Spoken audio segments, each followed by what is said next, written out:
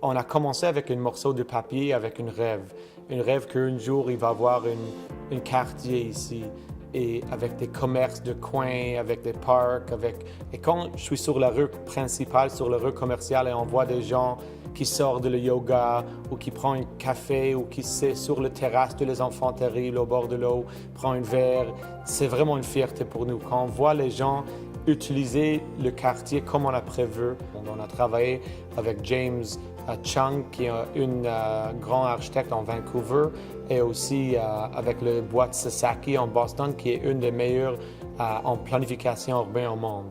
Mais quand on a arrivé pour travailler les détails, les édifices, le paysage, on a travaillé avec des boîtes québécois pour avoir vraiment le langage québécois et l'énergie vraiment locale qui va respecter la culture locale. Les rues sont encadrées par des maisons de ville.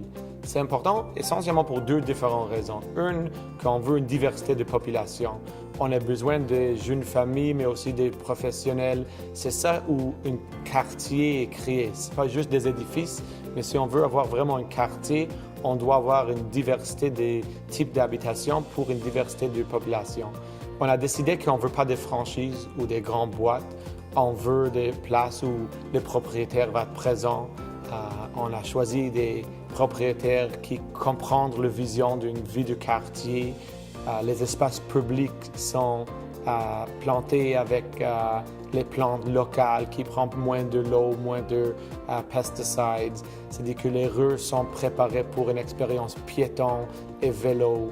Il y a tout le stationnement qui est souterrain, couvert avec des toits verts qui créent des jardins pour des résidents communautaires où Bixby est ici, le train léger s'en vient. Il y a tellement beaucoup à offrir à l'île des Sœurs. Le forêt qui est 5 minutes en vélo, le Strum Spa qui est vraiment proche, le golf de l'île des Sœurs qui est vraiment proche, les pistes cyclables au bord de l'eau, c'est le parc central au bord de l'eau qui devient une patinoire l'hiver, et surtout les activités du quartier, tous les commerces, les concerts dans le plaza. Donc c'est vraiment le best of both worlds.